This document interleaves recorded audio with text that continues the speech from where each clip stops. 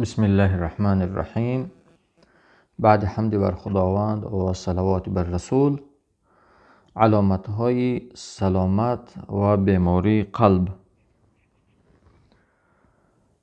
تعریف بیماری قلب: هر یکی از اعضای وجود انسان برای کار ویژه آفریده شده، یعنی کار مخصوص آفریده شده و کمال آن در ادای هرچی بهتر آن عمل تحقیق پیدا می نماید.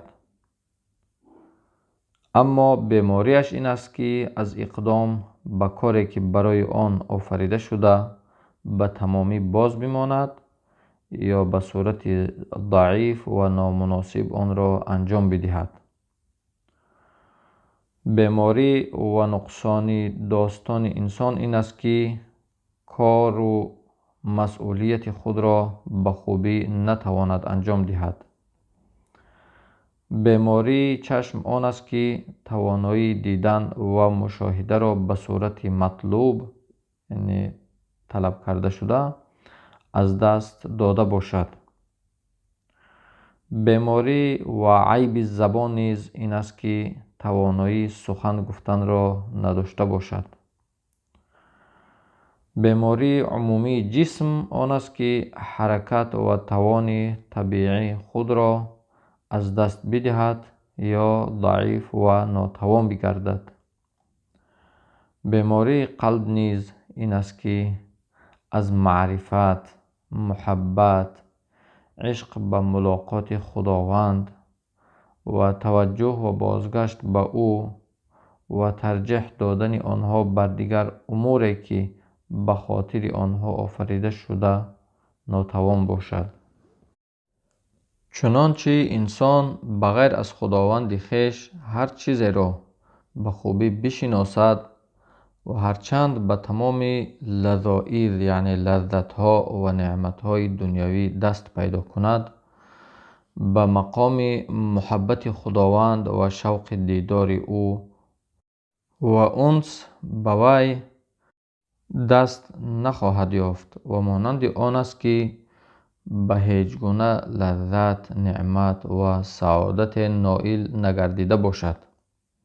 حتی اگر قلب انسان از محبت خداوند تهی باشد، همه لذت‌ها و نعمت‌ها به سختی و بدبختی تبدل می شوند و از دو جهت به همان اندازه که از نعمت‌ها برخوردار بوده در اضطراب و عذاب قرار خواهد داشت.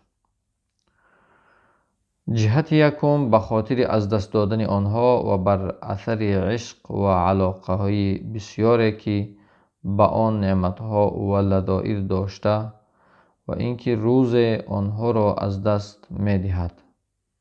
جهت دوم به علت از دست دادن لذتها و سعادتی که از همه آن لذتها و نعمتهای مادی برتر و بادوامترند. هر کس به حقیقت معرفت خداوند برسد به درستی او را دوست می دارد.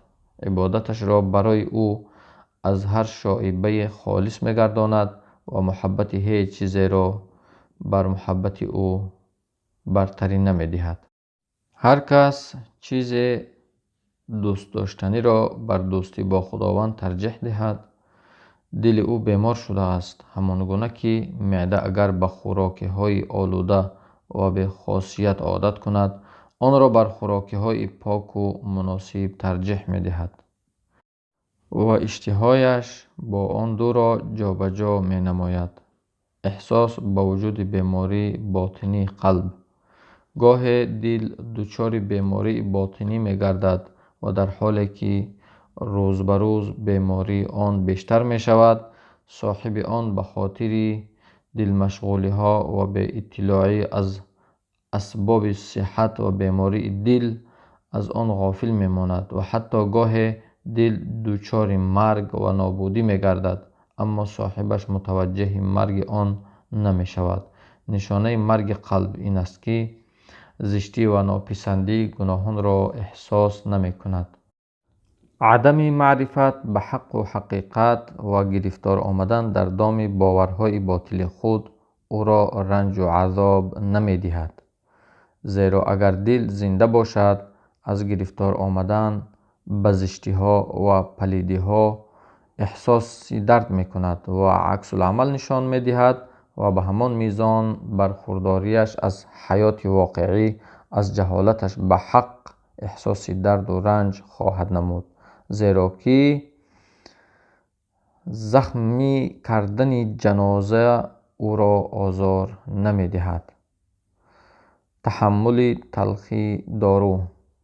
گاه انسان احساس می کند که دل او به بیماری دچار شده، اما تحمل تلخی دارو و شکیبایی در مورد آن بر او سخت است و بقای بیماری را بر درمان ترجیح می دهد. زیرا داروی او در مقابلش با هوا و هوس قرار دارد و این کار بر نفس انسان بسیار سخت است، غافل از اینکه هیچ چیزی از آن برایش سودمندتر نیست. گاهی هم عزم خود را برای تحمل سختی های مبارزه با کشش ها و هواهای نفسانی جذب می کند، اما پس از مدت اراده اش سست می شود و بر اثر ضعف علم، بصیرت و صبرش از ادامه راه باز می ماند. همچون کسی که در راه هولناک و پر مخاطره که در نهایت آن امنیت و آسایش قرار داشته باشد بخواهد گام یعنی قدم بردارد و بداند که اگر بردبار و با عزیمت باشد هراس پایان می‌یابد و به مقصد و امنیت می‌رسد.